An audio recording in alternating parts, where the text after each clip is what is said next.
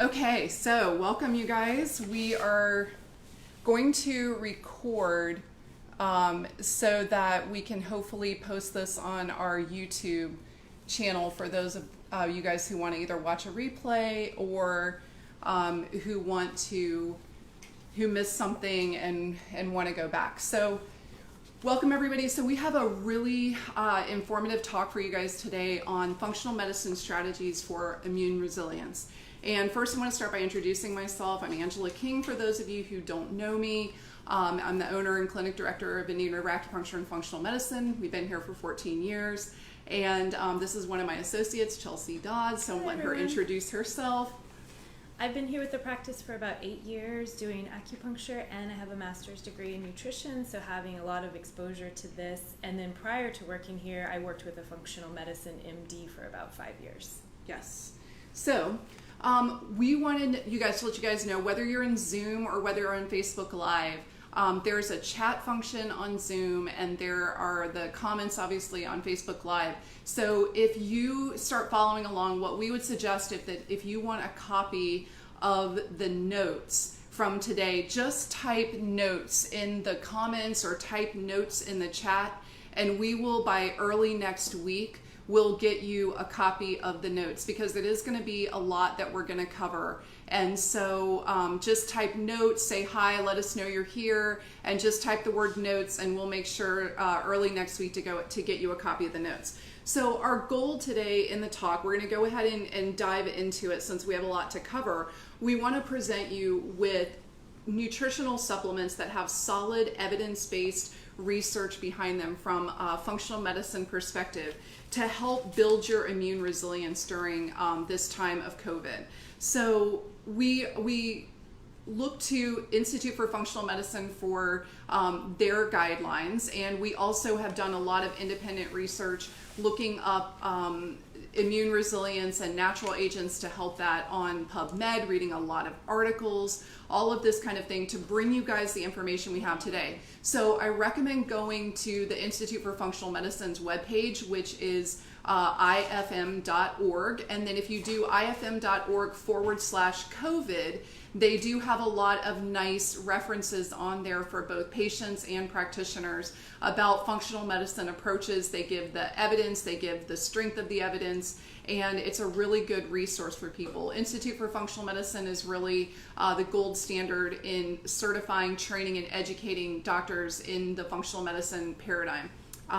So we do recommend that you look at that page. Our references today and our suggestions today are going to expand on those from our own research and give you guys what we think right now is the best possible plan to take care of your health. So the way we're going to set up the talk is we're going to first talk about the immune system so that people understand what is the cytokine storm they're hearing about, just sort of the very basic physiological function of the immune system. And then we're going to, we've got so much to present that what we thought we'd do is kind of divide the supplements into three groups of people. So depending on where you fit into one of the groups, depending on your current health, depending on your risk factors, also depending on your potential for exposure to the virus, we sort of outline three different groups and what supplements they may need or use. And that way you can sort of self-identify into one of these groups and then utilize the recommendations that we're giving. So let's talk about, this virus, right? COVID is it's the Sars Perona-2 virus, and it's about 78% similar in its viral RNA to the Sars Corona-1 virus. So we can learn a lot from the research that was also done on the Sars Corona-1 virus, and they did a lot of post-mortem studies, people who did not survive that. They looked at reasons why they may have progressed on to severe illness and obviously death, and what differentiated those people from people who did not get sick. So, and they looked at different interventions. So we're gonna utilize that information as well. So this virus, when it gets into your body, its job is to do three things. Its job is to infect you, to replicate, and to spread throughout your body, right? That is the intention of the virus. So that's the virus's intention. So now what is your body going to do about it? So you now have to have a response to that invasion. So your response to that invasion comes from your immune system.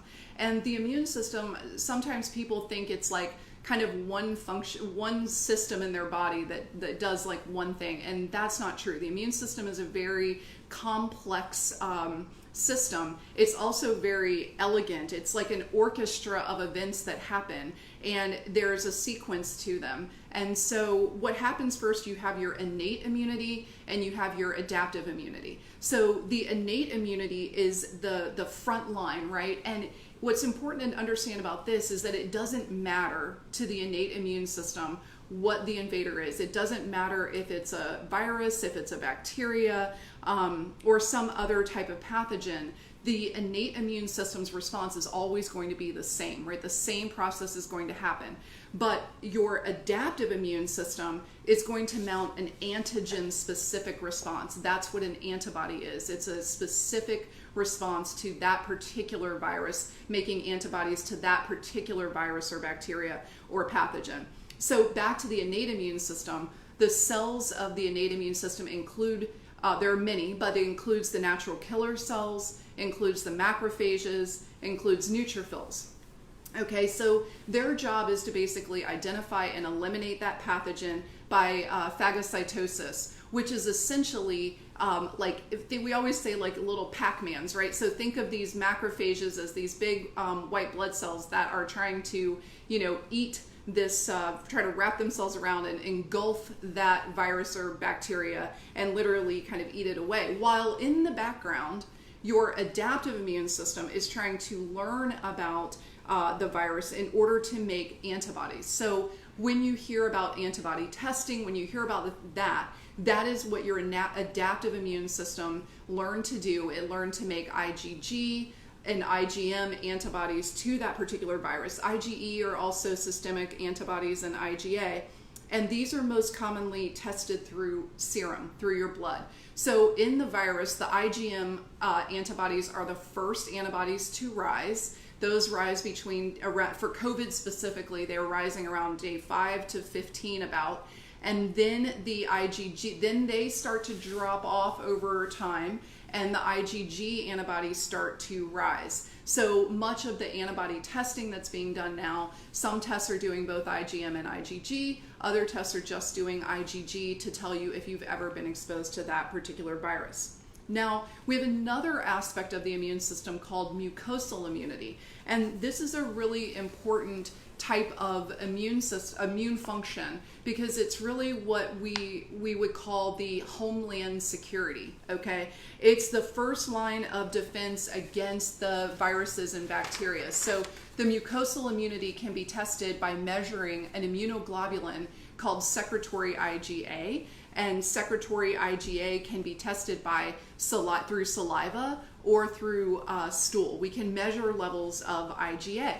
And we do a lot of gut microbiome testing here at our office, and we often see that people have low IgA levels by measured through their stool. They're looking at the gut IgA levels, and that can be problematic in times like these, because what IgA does specifically is that immunoglobulin attaches to the virus at the epithelial layer, the lining layer, so that the virus can't bind and penetrate deeper into the body. If your IgA levels are low, the virus has a much easier time of doing that.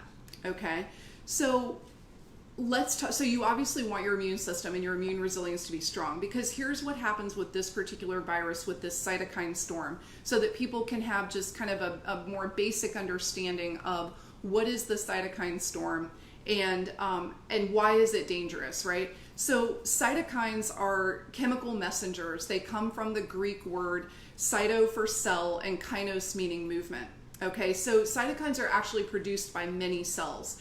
The ones that are relevant to us when we talk about COVID-19, cytokines are produced by these macrophages. They're also produced by the T cells and the B cells, which are the lymphocytes of the adaptive immune system, right? And the cytokines are these signaling molecules. They're responsible for cell-to-cell communication, and they stimulate movement of cells to sites of inflammation, infection, or trauma. Okay, so here's the thing about cytokines. We have both pro-inflammatory cytokines and anti-inflammatory cytokines. And so the pro-inflammatory cytokines you may hear about or you might read about, especially with COVID-19, they talk about interleukins. Interleukin 6 is a big pro-inflammatory cytokine. TNF alpha, or tumor necrosis factor alpha, is another pro-inflammatory cytokine, along with interleukin 1 beta. Okay, so these cause inflammation in the body. They are released in mass and they're causing this inflammation. Then you have anti-inflammatory cytokines that need to kick in. And these are most commonly, you'll hear about interleukin 10 and TGF beta. Okay, so last week there was a great functional medicine webinar with Dr. Jeff Bland, who's actually credited with sort of starting or founding functional medicine in the US.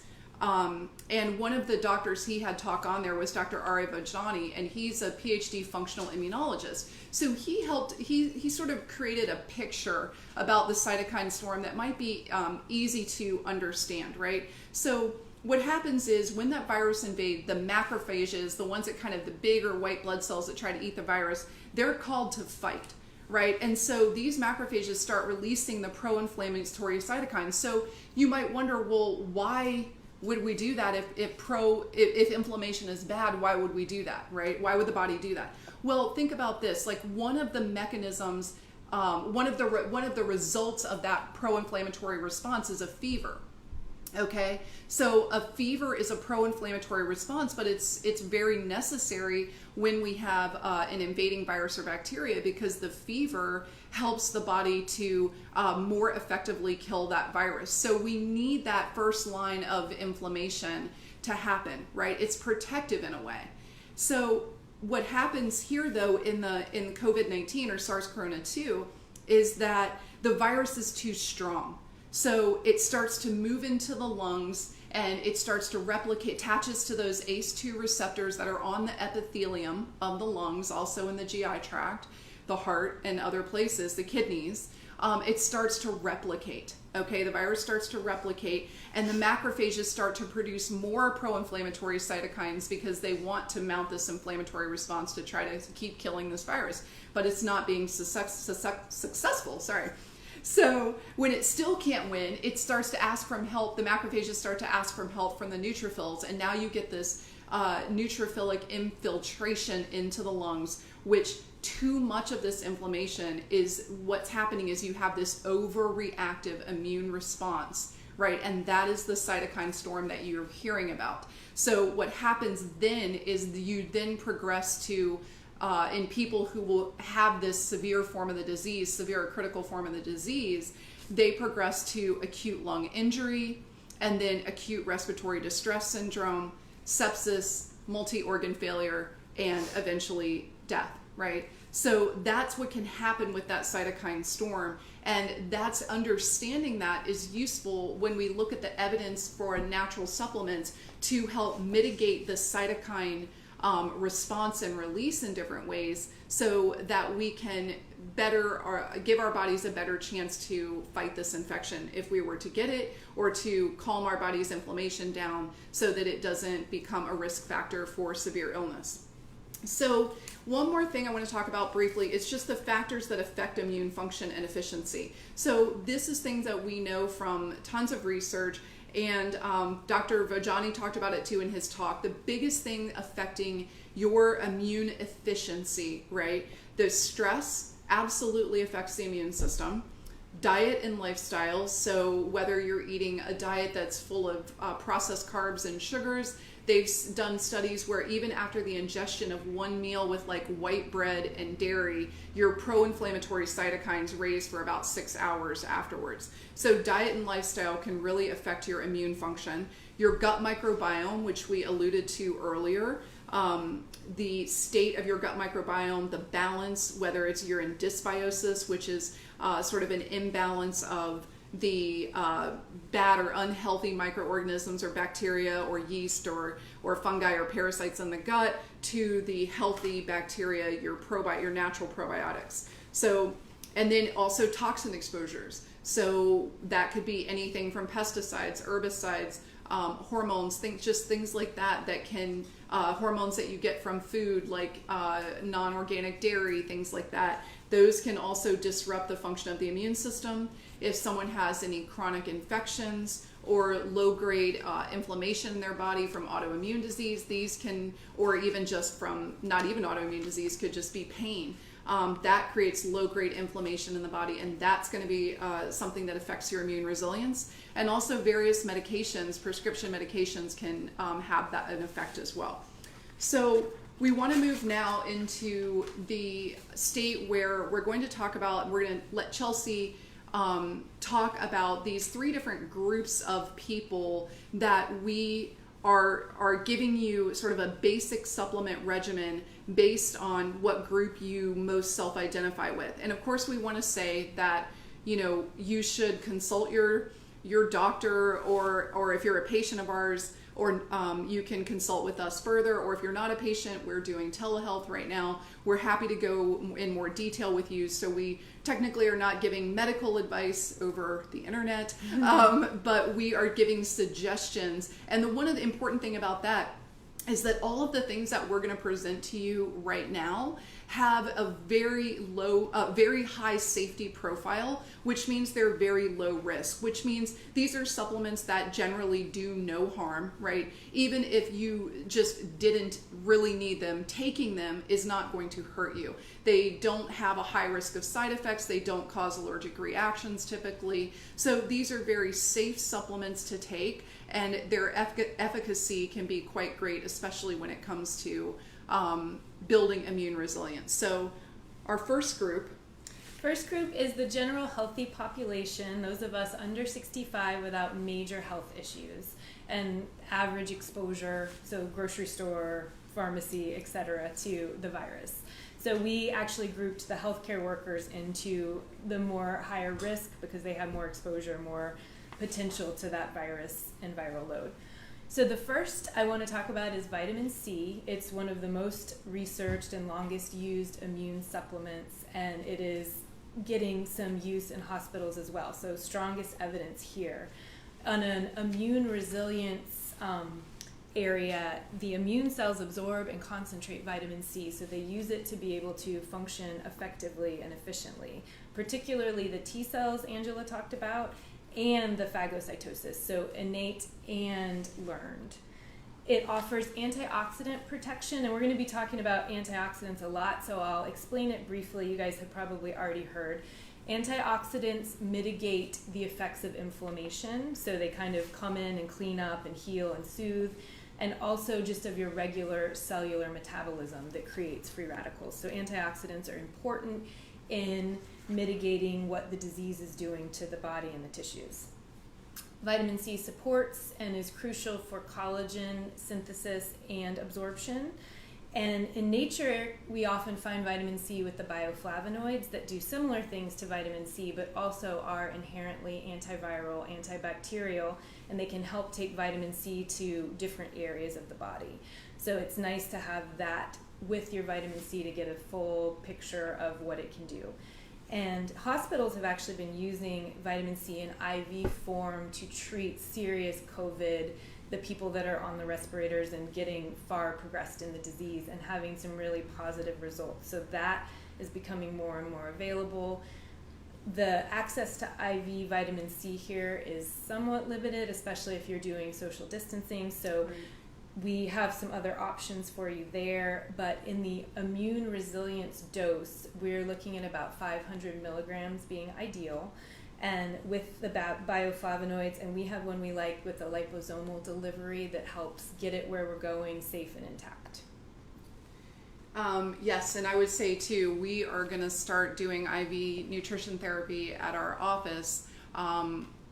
Dr. Christine Nielsen, who's one of our associates, her husband, Dr. Maraskin, is an anesthesiologist. He's retired, and he's going to start doing IV nutrition therapy for us. But we've had IV vitamin C back ordered for like 5 weeks now. So it is hard to get that, but once we start, opening up for business again with safe and precautions, that's something that we will be offering. So Yes, vitamin C, there's so much evidence behind that it's just something that everyone should be taking right now. I'm going to say one more thing about the liposomal.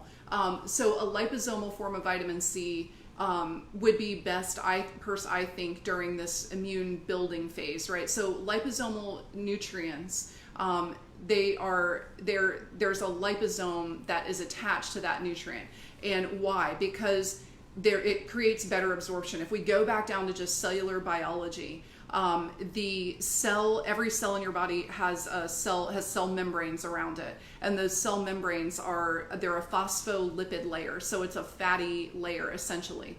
Okay, and those channels to get something nutrient inside the cell or to get debris out of the cell, those channels have to open. Okay, and they can do that by signaling, and there's many ways you can get things across and out of the cell membrane, but one way is with these liposomes, because they're lipids, fats, they sort of slide right through that cell membrane more easily, so certain nutrients can be delivered that way, and vitamin C is one of them. So in this case, for immune resilience, I really think the liposomal makes sense. And then sometime if you do get sick and you need to increase that dose significantly, you may be better off switching to a powder at that point, like a buffered vitamin C. Buffered vitamin C adds some magnesium. There's a couple of other, I think they add some calcium and phosphorus to it so that it's more gentle on the stomach. It buffers it, and you can get higher doses more efficiently with a powder, and you want to do that to like bowel tolerance. What that means is vitamin C will make you have loose bowel movement, but you can kind of go up and up with a powder, increasing it even like a quarter of a teaspoon or a half a teaspoon at a time until you get that loose stool, and you'll be able to know that that's your tolerance level. Because if you do get sick, you can take upwards of 3,000 milligrams, 6,000 milligrams a day of vitamin C without hurting yourself, but it's easier to get that high dose in a powder. Okay, so moving on to vitamin D. We're talking about vitamin D3. This is a known immunomodulator. There's so much research on vitamin D. It would take it, like any and all of these supplements, quite honestly, we could do like a 45-minute or an hour lecture literally on each one of these vitamins, because there's so much research to dig into about it. But for the sake of just kind of keeping it simple here, vitamin D is one of the most well-researched nutrients out there. It's actually an endocrine, it's a hormone and a vitamin. It has a dual classification. And it's really good for people with autoimmune disease to take vitamin D. I know some people have asked on our previous talks, if I have autoimmune disease, what can I take if I can't take some of those immune stimulating supplements or herbs you guys have been talking about? Vitamin D, vitamin C, these are all things that anyone can take, okay? So vitamin D reduces the expression of those inflammatory cytokines we talked about earlier, the tumor necrosis factor alpha, the interleukin 6. It also increases the function of those macrophages, which are those Pac-Mans, right, that we want to eat the virus in the first phase. Vitamin D increases that function. It stimulates the expression of potent antimicrobial peptides. And it also helps reduce progression from colonization to severe illness. So it can reduce the severity and duration of acute symptoms and complications from an infection. So if you've ever had your vitamin D level measured, you'll know that the lab range is from 30 to 100. Okay, that's what the lab, like a Quest or a LabCorp, will say. In functional medicine, we really like that level to be above 50 and below 80 for that sweet spot of where your vitamin D levels should be. You can safely take 5,000 units a day and keep your level right around there, or bring it up if you know your level is down in the 30s or 40s. You can take that once or twice a day without any risk of becoming toxic. Vitamin D can become toxic at high doses, but you're talking over 125. We've never seen anyone do that, and we test vitamin D levels all the time. You'd have to be taking a lot for a really, really, really long time to bring your level up that high. For the COVID dose, we're going to talk about treatment. Okay, never mind. We're going to get to that in a minute. Okay, so let's move on to turmeric. Okay, so turmeric is one of the ones we use in the office all the time for all kinds of things. Pre-pandemic days, it was one of my favorites for joint pain and also for people trying to get off Zantac and the GERD supplements, amazing for gastritis and getting you off those supplements. But its anti-inflammatory properties are one of the most important things as we look at immune system and addressing COVID. So it is both an antioxidant, an immune cell modulator, and it shuts down several of the pro-inflammatory pathways. So the COX-2 and also the inflammatory cytokine messaging. So that's really important in both immune resilience and once you start to have symptoms. It supports detoxification, and another thing, it's cell arrest cycle and cell death cycle, which is less important for pandemic, but for processes where cells grow out of control like cancer and other things, it's really important there too. So lots of benefits. One of the things about turmeric, because it's so well known, there's tons of supplements everywhere, and not all supplements are created equal. True. Turmeric, if not organic, can be contaminated with heavy metals, pesticides, fertilizers, all kinds of things you don't want concentrated and taking into your body. A lot of it is sourced from China, and the testing is not as stringent to make sure those things aren't in there. So you don't want to be getting a dose of stuff that can do more harm than good with your turmeric. So make sure it's organic. Make sure it's also included something to help you absorb it. It's very difficult to absorb without. We like the bioperine, the pepper extract that helps your body absorb it. There's a few other ones that work as well. A lot of people like to do the slurries where you get coconut oil and black pepper and actual turmeric powder, but to get a therapeutic dose of that, you've got to be consuming tablespoons and tablespoons of it. Yuck. Yeah.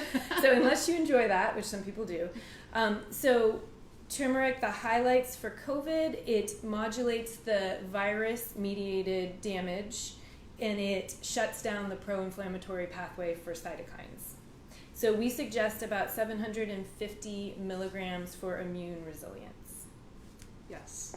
Okay, and then for anyone who's joined us late, like on Facebook Live or something, if you want copies of these notes, we're going to type them up over the weekend, and hopefully by Monday or Tuesday we'll have that ready for you. If you want to just comment notes on your Facebook Live or in the chat on Zoom, if you joined us late, just comment notes, and we are happy to send you notes with our product recommendations and these dosages that we're talking about, so you can have that if you're interested. Okay, so the next one is Resveratrol. This is actually one of my favorites. Resveratrol is a polyphenol that's found in the skin of red grapes. It has very high antioxidant function. We were talking about how antioxidant function protects against free radical damage. Resveratrol has a lot of research on it, and it has many mechanisms of action which pertain to COVID, but also in some of the downstream effects of COVID that we're seeing even in people who recover, right? So resveratrol is not only anti-inflammatory, that's one of the things it does, but it's also cardioprotective and neuroprotective. And that it actually protects the neurons of the brain, and it also protects the heart. So that's important. We've seen in the research coming out that a lot of people are having neurological effects post-COVID when they recover. So cognitive, some mild levels of cognitive impairment, confusion, brain fog.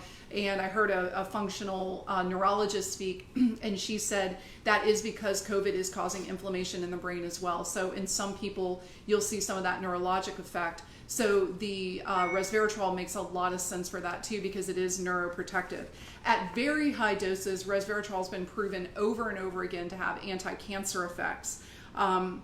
It also has been shown to have antimicrobial effects. More specifically, what I could find was against bacteria and candida specifically, but it certainly does enough to help us with COVID. Specifically, in terms of inflammation and cytokines, it inhibits NF-kappa B and tumor necrosis factor alpha, interleukin-6, macrophage, the inflammatory part of the macrophage, it inhibits that, turns that down, and the COX-2 activity, which is also an inflammatory pathway, it turns that down as well.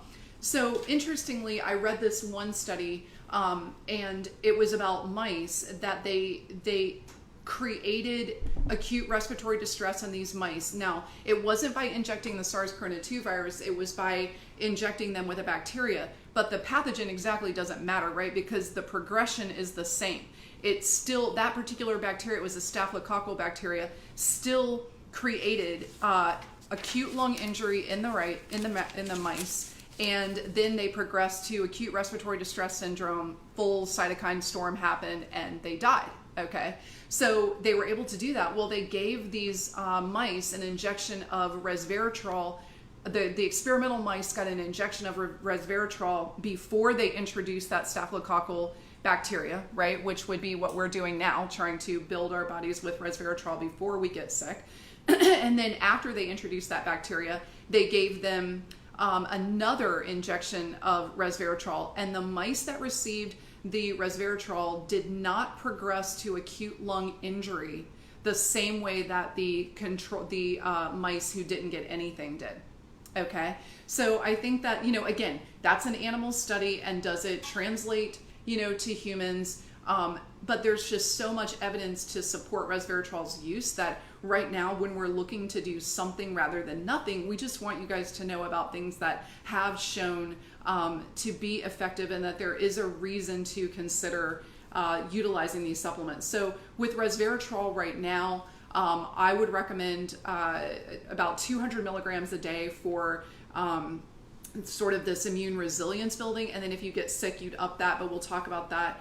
One particular product I like that we have has 200 milligrams of resveratrol and 200 milligrams of quercetin, which Chelsey's going to talk about in a minute, all in one capsule. So I'm personally taking that daily as part of my immune resilience program, because you're getting a two nutraceuticals in one. And the quercetin helps you absorb the resveratrol. Yes, the quercetin helps you absorb the resveratrol. I was going to say also there's a lot of similarities between, they're very different, but similar function between turmeric and resveratrol. Yes. So if you're wanting to cut down on the amount of things you're taking, you could choose one or the other, depending on what is going on with your body. One may be slightly better than the other. And somebody who may have, already some neurological issues, maybe somebody has Parkinson's or, MS or something like that, they may, or maybe heart issues, right? They may tend more towards the resveratrol. Someone who's got gut issues, joint pain, inflammation, pain, they may tend more towards the turmeric. Yep. All right, we're going to move on to probiotics. So we're going to talk a little bit about probiotics. Angela mentioned the gut microbiome, and that's sort of a hot topic right now in research and everything else, and a lot of what we're doing now in functional medicine. So it used to be you thought about the probiotic balance with how well your digestion works, but more and more evidence is showing that the makeup of your gut microbiome affects everything in your body, from your cancer risk to your mental functioning to your immune system to your inflammation levels to everything, to your neurotransmitter levels. So it's hugely important. And the microbiome is made up of 6 to 8 pounds of bugs, of microbes in there, and the proportion of which ones and where they are and how many and what there is what determines a lot about your health.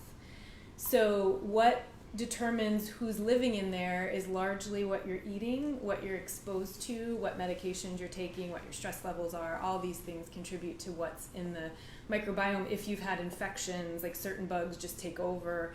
So if you can't get a GI map like we love to do here to see what's going on, probably in these crazy times, the simplest way to do the best you can for your microbiome is to introduce some of that good bacteria with a really good quality supplement.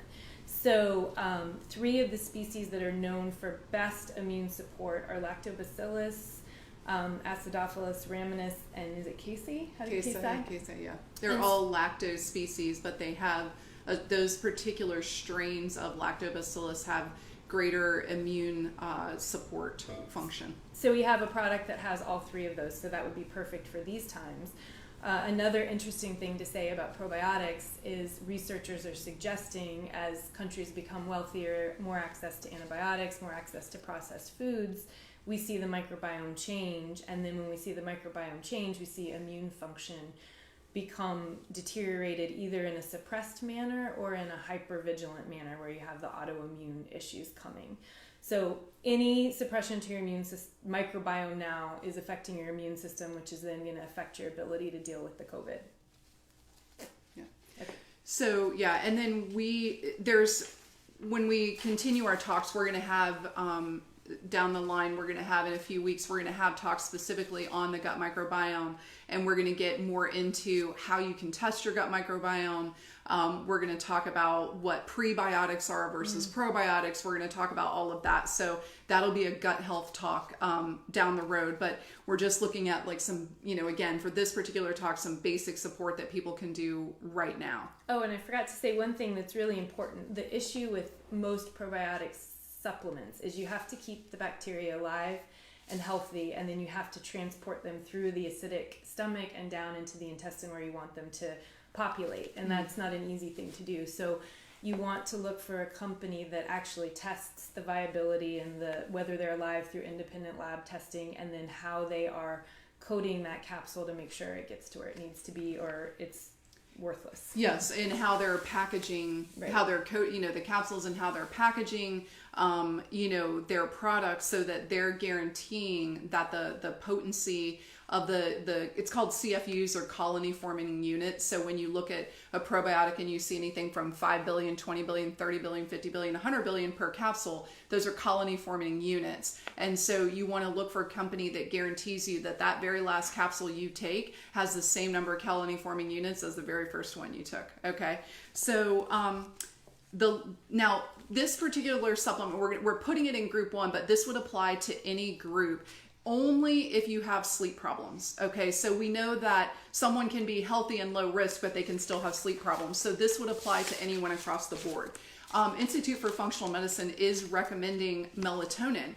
And a lot of people have maybe tried melatonin, and some people do get bad dreams with melatonin. So if that's you, then, don't do melatonin. But for other people, there's different ways you can take melatonin. You can take it with just a regular fast-acting melatonin, which helps people get to sleep easy within, you want to take it about 20 minutes before you want to go to bed. But there's also sustained release or time-release melatonin, where those particular delivery systems give you kind of a bolus of the melatonin when you first go to sleep, and then about 4 hours later gives you another one. So that kind of helps people who have trouble staying asleep through the night better. But why would we use melatonin? Why would melatonin be important in COVID? So I'm going to let Chelsey talk about that. You want to talk about that? Sure. Okay. First, also to say, like, another huge factor in your immunity is your sleep. And so they've done lots of studies that show even one night of poor sleep dysregulates the immune system by up to 50%. So if you're an insomniac like me, you've got to, especially now, try to do everything you can to be sleeping. The other awesome thing is that stress hormone cortisol inhibits melatonin. So if you're stressed out right now and you've got a lot of that cortisol running through your body, especially at night, you're going to need a little help, a little extra melatonin. Besides inducing sleep, it is a hugely important antioxidant, that word again. It supports the master antioxidant, which is glutathione, glutathione. I don't know why I say it that way. And that one's very hard to absorb in and of itself. We do have a product, but we also use other things to help enhance that. So melatonin's one of those things. Super powerful antioxidant and anti-inflammatory, the same suppressing pro-inflammatory cytokine pathway.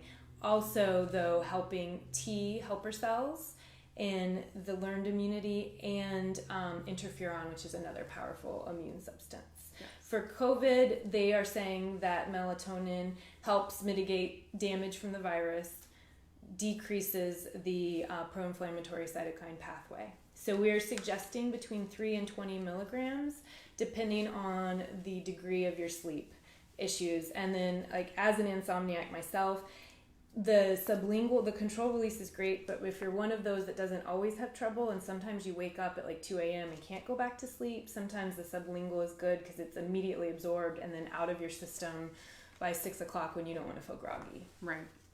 So, okay, so now we're going to move on to group 2. So group 2 people would be your more immune deficient or immunocompromised people. And maybe that's because you're older, you're in that elderly cohort. And we know 65 is not elderly, but for this case, we're going to say for COVID, they've identified greater risk of people over the age of 65. So older people, or maybe those with some sort of underlying chronic health condition, or the specific comorbidities that have been associated with greater risk in COVID, hypertension, diabetes, obesity. Okay, and certainly pulmonary issues, asthma, COPD, those sorts of things. Or immunocompromised. Perhaps you had cancer, went through chemo. That definitely compromises the immune system. So maybe you fall into the category that way. Or your risk of exposure is greater than the average person who's able to stay at home and shelter in place and social distance. Maybe you're a healthcare worker. Maybe you work in a grocery store, you're an environmental worker, maybe you have to care for a sick relative, or you live in an area where there's a high number of cases.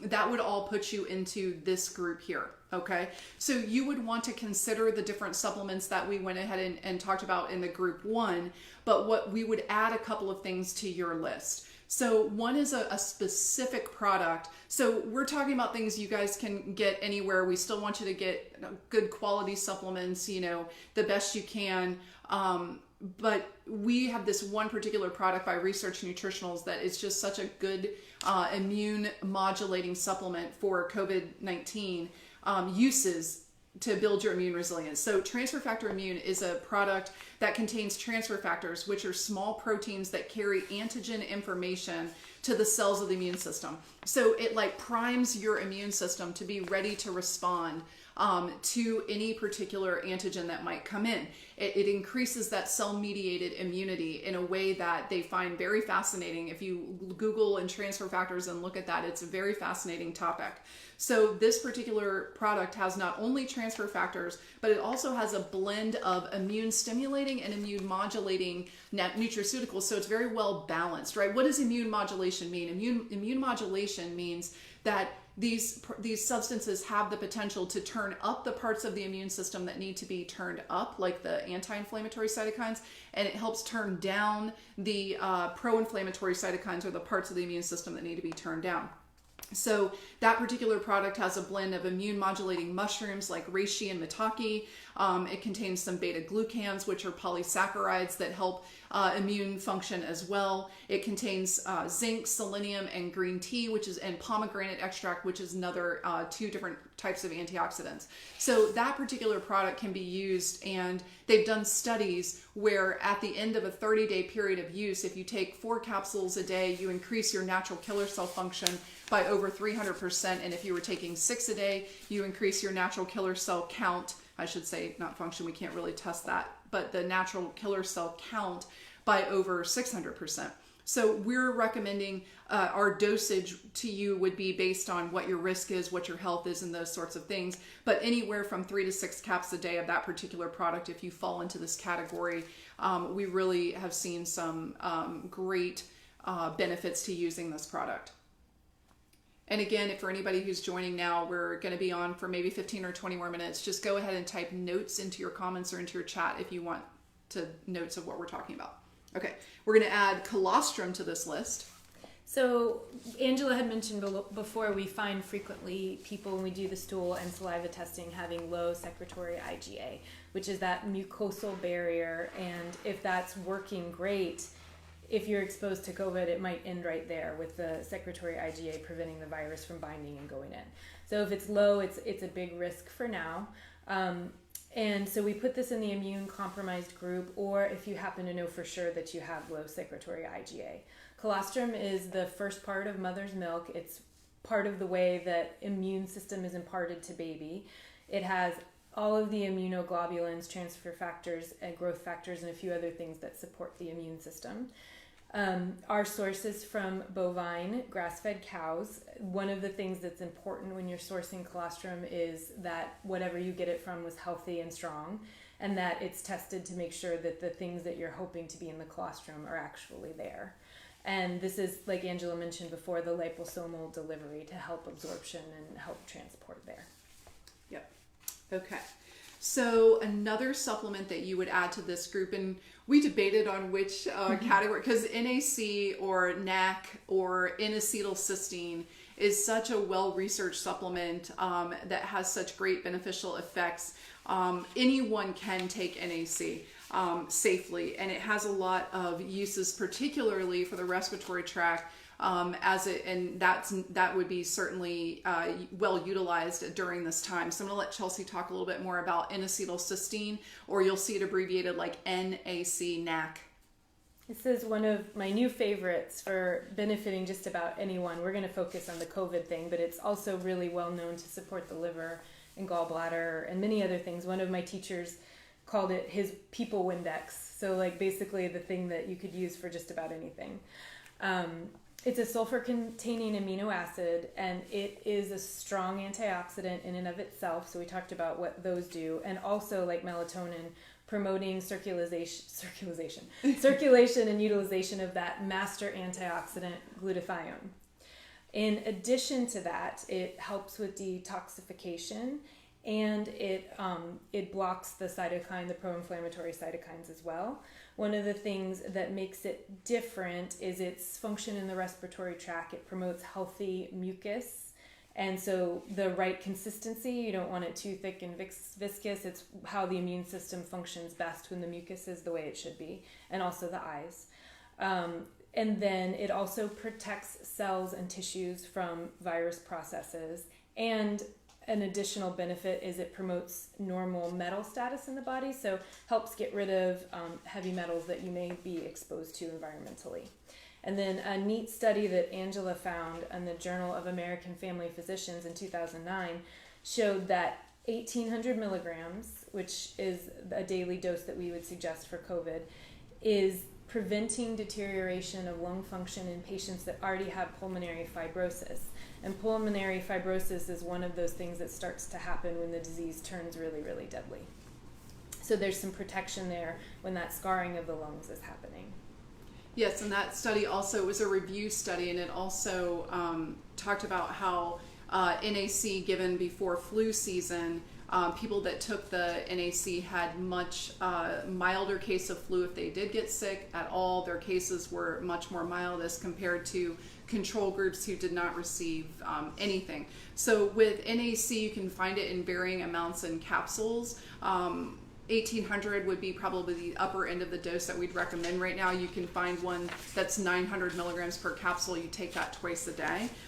Again, you want to talk to your healthcare provider. You want to talk to one of us just to make sure that it's appropriate for you, but that's just generally what we would be talking about. So the last thing we want to talk about is the group 3, which is your chronic or acute inflammation people. So people who know that they already have inflammation in their body. They're thinking now, when you're looking at these people that are progressing to a severe form of illness, that their genetics may be playing a role, but also these comorbidities. But we know heart disease, we know diabetes, we know obesity. These are all inflammatory states in the body, right? So people with already having inflammation may be at greater risk for progressing to more severe disease. So also in this group would be your people with autoimmune disease, because they already have this hyperreactive response of the immune system that has sort of turned to attack itself in some way, whether it's attacking a cell, a tissue, a gland in the body.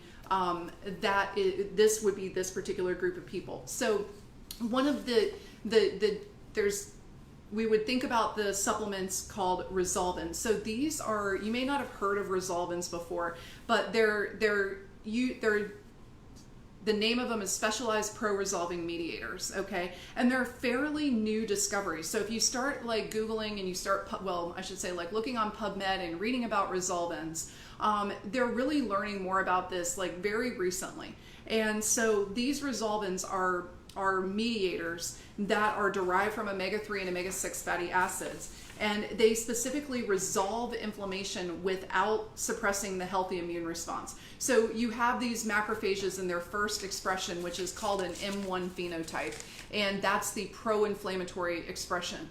And but you have to get on the other side, and your turmeric and your omega-3s and those types of supplements can help that stage. But to get that inflammation resolved all the way on the other side of it and bring it back to normalized levels, this secondary action has to kick in, and the macrophage has to go from an M1 phenotype to an M2 phenotype expression. And the resolvins, these compounds, facilitate that to happen.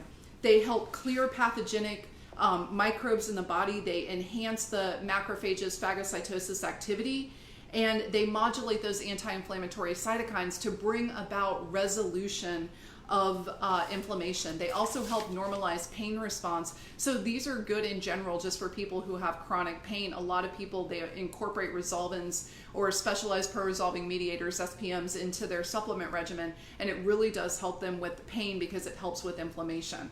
So that is that's one thing that this group of people should really consider, along with CBD oil. So can I ask a question quickly? Because I don't know as much about resolvins as you do. If you were already taking a high dose of fish oil, would you cut back on your fish oil? Would you combine it? So they talked a lot. I went to, for the past several years, I've gone to the University of Miami's Integrative Medicine conference every year. They're doing a lot. They bring in speakers from all around, functional medicine doctors, and we listen to people from all over the country, and resolvins was a big topic of discussion this last September. And so they said that you would not stop taking your fish oil and your turmeric and things, because that's really like helping with that first stage of inflammation, but the resolvins help kick in the resolution of it completely to the other side. Right? Okay. So with CBD oil, this is more than just a fad. I mean, I see these CBD stores popping up everywhere and stuff like that, and we could go on about people trying to capitalize on a good thing, but CBD oil really is, there's so much research to support it. And matter of fact, why would we talk about it now? So because your immune cells, your B cells, your natural killer cells, and your monocytes, to name a few, all have receptors for endocannabinoids. And endocannabinoids are the compounds in CBD, in hemp, and in marijuana, but we're talking about the CB2 receptors, which are for CBD only, and not for THC, right? So CBD does not have any psychoactive properties. It helps resolve inflammation. It has a strong immunomodulatory effect. It helps increase interleukin-10, which is the anti-inflammatory cytokine. It helps decrease the inflammatory cytokines, and it really helps proliferate your T and B cells. Those are your lymphocytes that make the antibodies. It helps make more of those, and it helps the macrophages it helps enhance their phagocytic activity, right? The killing of the viruses. So it has anti-inflammatory effects. That's why it's used for pain. It helps in immunomodulatory effects, and it's also neuroprotective. They found that CBD oil can indeed protect the neurons in the brain, and against some excitotoxic activity by other like neurotransmitters like glutamate, which are very toxic to the brain, and the CBD oil can protect your brain neurons against that type of inflammation in the brain, which, as we said, in COVID, they're seeing some neurological effects. So this makes sense for utilization of CBD oil. What you want to look for, though, is very important, right? You want to look for a quality CBD oil. We say full spectrum is better. When you see full spectrum, it means that it contains all the phytocannabinoids in the hemp plant, not just CBD extract. There's an entourage effect where those cannabinoids work synergistically together, and so taking a full spectrum CBD is going to give you the best result. We use one that's also bloom only, which means they don't use any parts of the fan leaves or the stem, or they only use the bloom or the flower of the plant, which has the richest concentration of terpenes and phytocannabinoids for the best action. So we'd recommend 10 to 15 milligrams a day as a starting dose. And then if you can increase that if you needed to, if you became ill or your inflammation or you're in pain or something like that. But typically that's from a good quality product, that's really all you need. You don't need these super high doses of CBD. Typically those are inferior products with lower concentrations.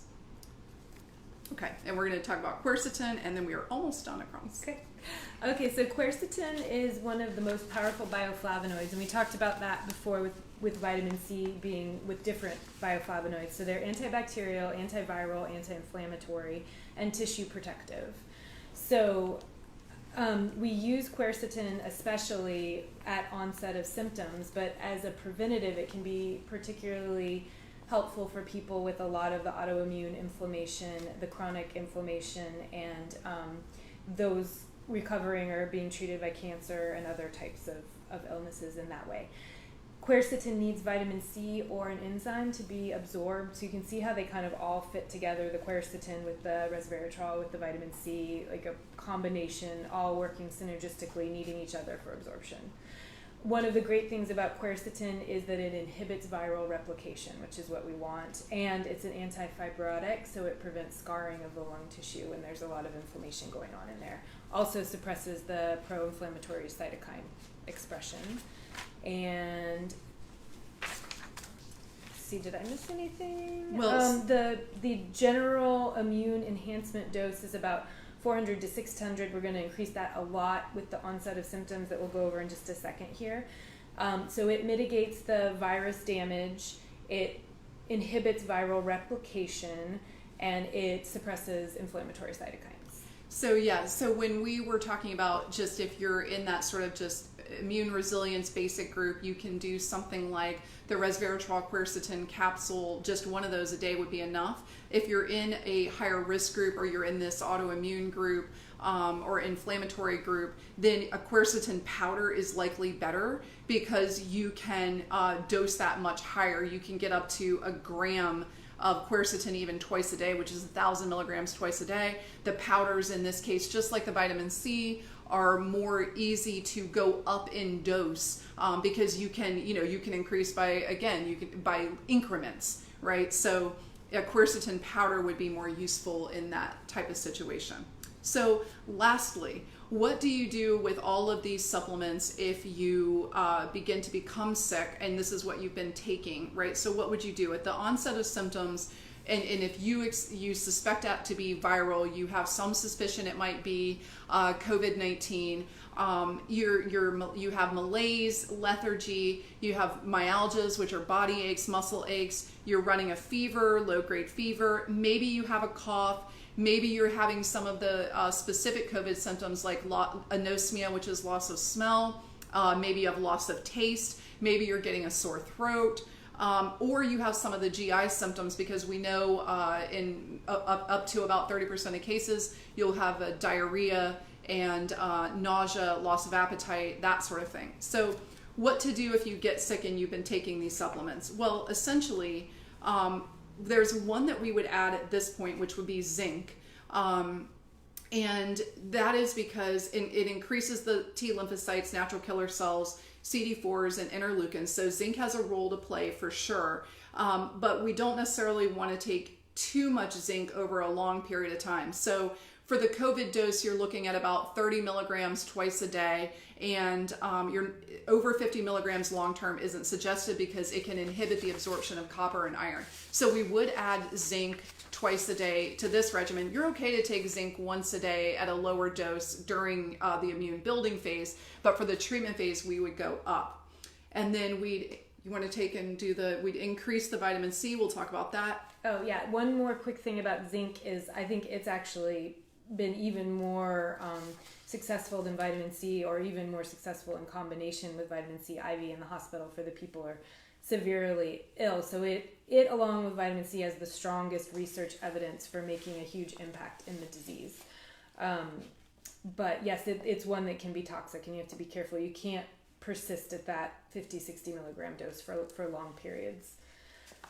So vitamin C, we talked about going to bowel tolerance. We're shooting for at least 2.5 grams, which is 2,500 milligrams.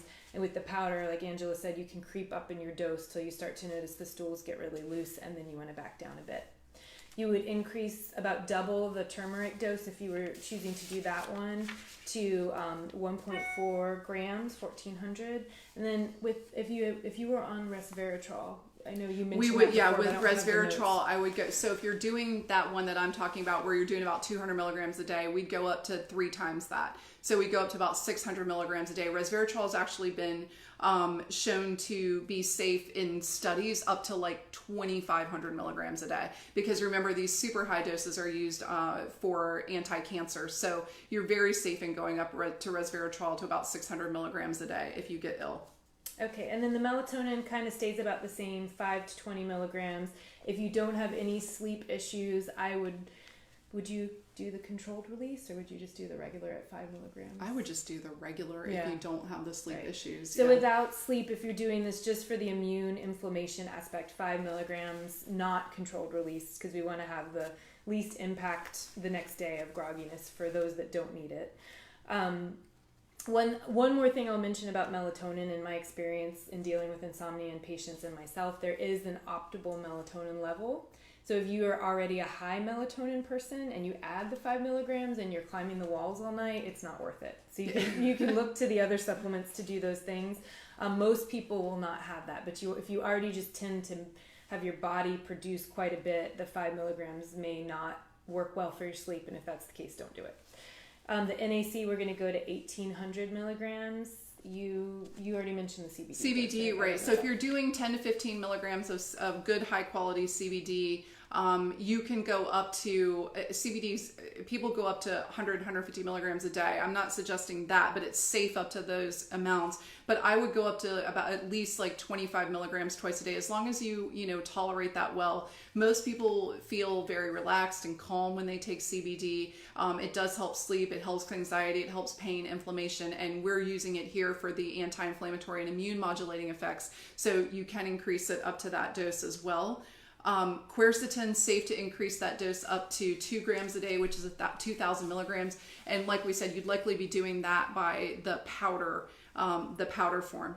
And then with vitamin D, we have seen people we know people, you can do these short bursts of vitamin D when you first get sick. So we were recommending about 5,000 a day as just your good immune resilience building plan. But if you get sick, you can go upwards to 20,000 milligrams a day. We've seen people even do 50,000, but for, internet suggestions here, we're going to stick with about 20,000 milligrams a day, or 20,000 international units a day for 3 days.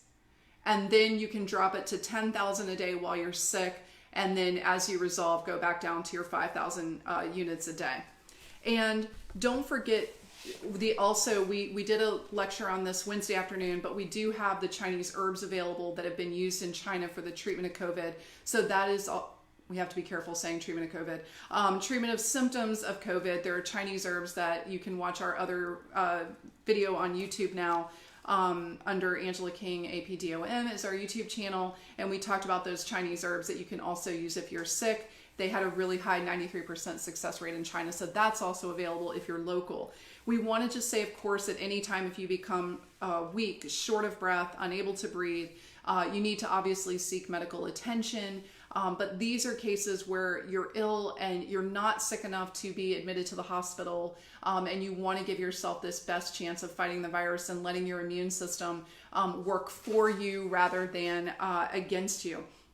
Again, if anyone's watching, I'll say it one last time before we sign off here. If you want the notes from today, just please comment if you're on Facebook, please comment notes, and we'll get those out early next week to everybody. If you need guidance over telehealth about this, if you become ill, or if you just want more in detail guidance about what you should do for your plan, we're available for telehealth consults, and we can also recommend specific products. We just didn't want to, this is not a sales pitch. We've done a ton of research. We are getting this information from evidence-based studies, and we, of course, can support you in finding the high-quality supplements. We have them all available here, but we wanted to get the information out so no matter where you live, you can help yourself. So if anyone has any questions, you can type it in the comments. We have one question. If you fall asleep but wake up after 4 to 5 hours, what melatonin would you suggest? Definitely. Is it every night? Because you could try with the controlled release at first, and that may prevent you from waking up in 4 to 5 hours, or you could try. I usually tell people not to take any after like 3 a.m. because you may have some grogginess in the morning. So if, say, you're falling asleep at 10 and you're waking up at 2, you could do a sublingual and get that immediate effect that should be out of your system by 6 a.m. Yeah. So I would try both. I would try the continuous release first and see if that helps, if that works for you. That prevents waking. Some of my patients do better taking it when they wake up. So it just really depends on how your body works. Yep.